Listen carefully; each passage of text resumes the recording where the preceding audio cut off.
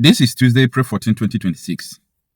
I'm doing this video because I saw the video of Sunday Lamido on Arise News saying something that is very important for everyone to understand and to know whom Tinubu is. Now, as you know, I don't do video because of any motivation or political affiliation or religious thing. No. I'm doing this video because after reading the books of David Mark, that was last year, David Mark wrote a book about what happened during the June 12th annulment of election that ABIOLA won. A lot of people were attributing the struggle that led to this so-called democracy we have to someone like Tinubu. He fought for democracy. He did this, he did that. After reading the book David Mark wrote, I read the book that Humphrey Nwosu wrote, that INEC chairman. Whether it's INEC, they call them, but you know who I'm talking about, Humphrey Nwosu, who conducted the election. After reading these books, I discovered that Tinubu was one of the masterminds that removed his own person, ABIOLA. I want you people to pay attention because a lot of people lie to you that Tinubu fought for democracy, for this, for that. So after reading the book, I made a video that time when I was talking about that. These people were fighting for their own selfish interest. And the proof that they were never fighting for democracy, they don't even know what democracy is all about, is what we are seeing today. Autocracy. They try to hijack power and control everything. So when I see Sunday Lamido talking about his own personal experience, I say, thank God this man is alive. To also tell the story to younger generation about how Tinubu helped IBB.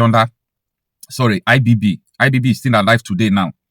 How Tinubu helped IBB, not only Tinubu and his family, helped IBB to annul June 12th election. That ABIOLA, his own brother, won.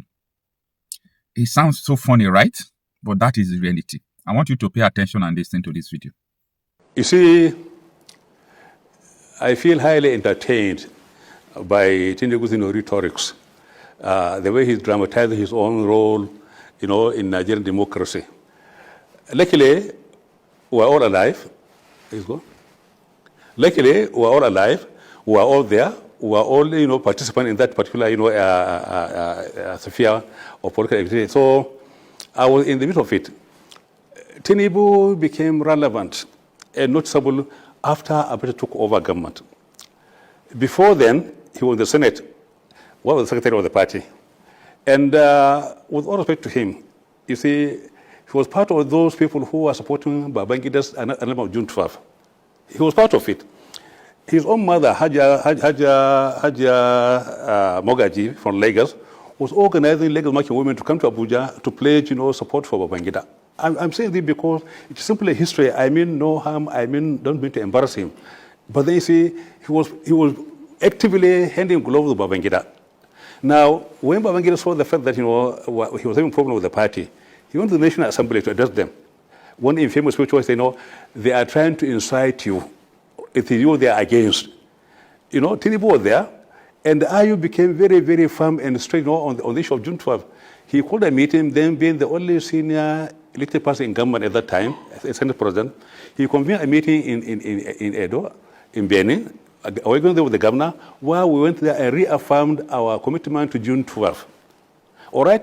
Babangida was so angry with IU. When he came by, he removed him and put in a better arrow. He put him there so that, so that they can be aligned to Babangida, political kind of machinations. So when Tinubu today, after being a Nigerian president, decided to rewrite history, trying to maybe deconstruct history and then rewrite it, then it is very, very amusing because he was part of the Babangida support of June 12th. He was part of it. Now, it was only when Abacha took over government that Tinubu then became our so-called activist of June 12th. Not only all those who are talking about June 12th in Edeko, I mean no harm, I mean no disrespect. I'm simply saying what happened during that time.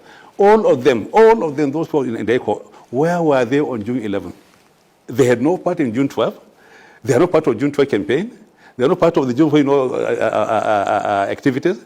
What they are never, because most of them are saying they should down look. All of them. Because they don't believe that you won't work out. So when ABIOLA won the election, And then after the annulment, they are all very, very passive. But suddenly, after Abacha came on board, removing Sonekam, they became activists. They formed NEDECO. NEDECO was opposed to Abacha, was opposed to election formation. NEDECO was something which was formed, to fight Abacha, not to fight democracy, not to fight for June 12. So whatever Tinubu is doing today is simply reconstructing history the way he thinks it's going to fit his own political interests. But then obviously he was a major supporter of Babangida. Ask Babangida. Ask him. So when you talk about, honoring June 12, what are those characters? Ebute Ere? Somebody who replaced Ayu for June 12? Who are the others? All of them. So he ran away. We stayed behind. We fought Abacha. I was detained, because of my fight with Abacha. I was detained. He was detained. So all of us, Adamu Churuma, Bola Ege, Yoche Ayu, Kwame, and many others, Bagaji, all of them were there. We fought Abacha. We fought him because we were willing to risk our lives. Tinubu ran away. He was not in the country. He only came back after the whole thing was, after the call was very, very clear. So what I'm saying is, all those advocates of June 12, they are more concerned with the bath water rather than the baby. They are more concerned because most of them were at the end of the meal. When the product was being processed, they simply picked up the product. The process which produced the product, they are not there. They're not part of it. They only pick the product. And for them, it's not about the victor, but it's about the victory more than anything else. So we make this kind of distinction. There is difference between the victory and the victor. The NEDECO were more concerned with the victory than the victor. As far as they are concerned, is the bathwater they are trying to use, they are trying to hang on to their own kind of riding on top to reinvent, history in Nigeria. Otherwise, I feel embarrassed for the president, for the way he's talking, honestly. Ask anybody. Go ask anybody. We're all there. Ask Ayu, ask Jerigana. They're all there. Ask Langiwa. So, what is happening today in Nigeria is simply something very, very laughable.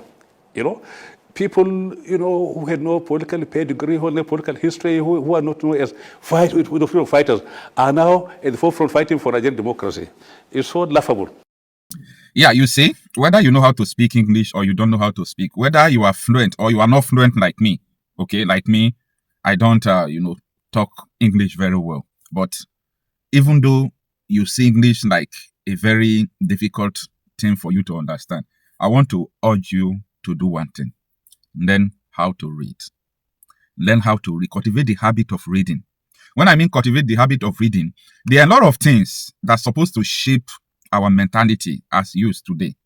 But our problem is that we don't know where we are coming from. We don't read books. Go and read right from the foundation of this place called Nigeria.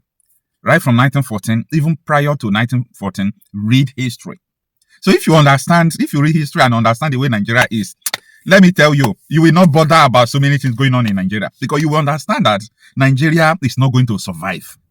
I'm not saying it because I don't want it to survive. No. If you understand what is going on today, read history, you will understand that Nigeria will not make it. History is very important.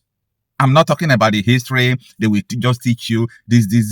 Go and discover why everything that happened, including that coup. I read one book, Why We Struck.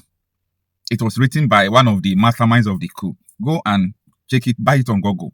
Why We Struck. And see, read so many things. Read about Aburi Accord. Read about Ojukwu and Gowon Agreement. Read about the amalgamation of Nigeria. Go and look for the agreement of the amalgamation of Nigeria.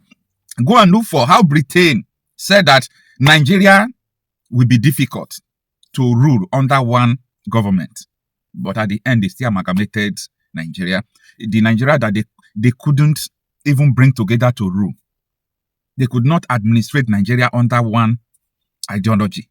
It was difficult for them, but they still amalgamated it because they want fights to be happening in Nigeria, disagreement, troubles, so that they can always come in and do what they want to do. Go and read history. Know where you are coming from. Once you know where you are coming from, forget about it. You will understand where you are going.